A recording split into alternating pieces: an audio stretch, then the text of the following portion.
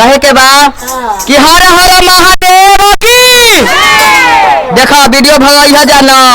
तनी वीडियो इतना मेहनत से बनावे नी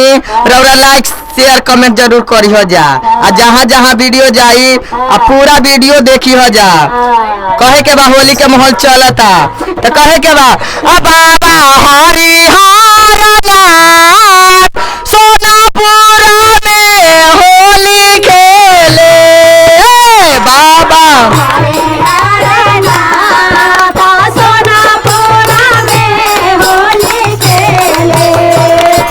बाबा हरिहर नाथ सोनापुर में होली खेले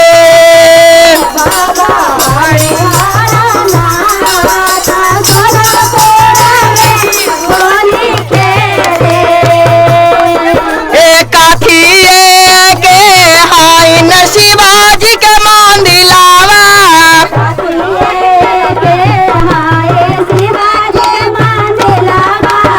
कथिए के हाय गुरुजी के मंदिरावा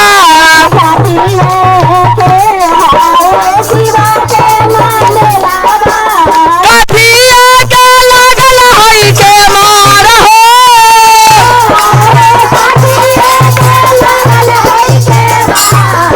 सोनापुर में होली खेले बाबा हरिहर नाथ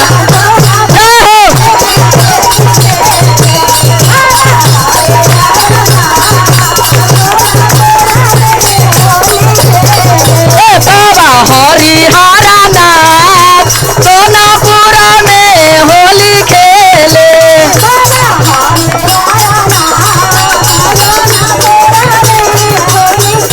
बाबा हरिहर नाथ बाबा हरिहर नाथ सोनापुर में होली खेले बाबा जय हो बाबा हरिहर नाथ सोनापुर में होली खेले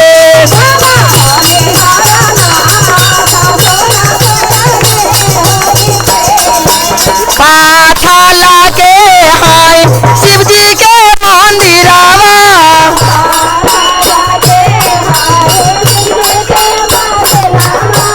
पाथला के हाय शिवजी के मंदिरावा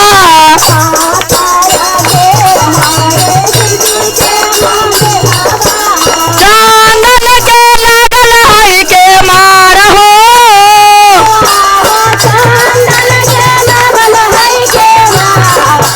सोनापुर में होली खेले बाबा हरिहर नाथ होली है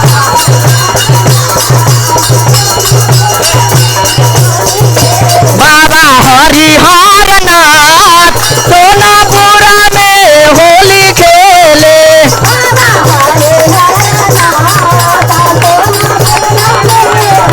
कहे के बा देवा घर में खेलाल ईश्वर महादेव जय हो दादी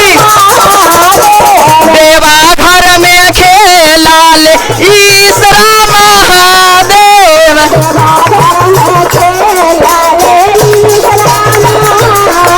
अरे बापुट में बुढ़ावा महादेव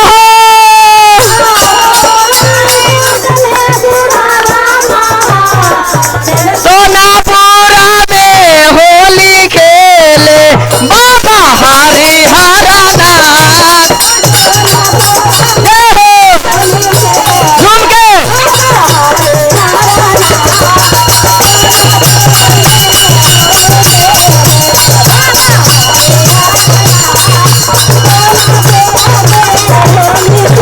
बाबा हरिहर नाथ सोनापुर में होली खेले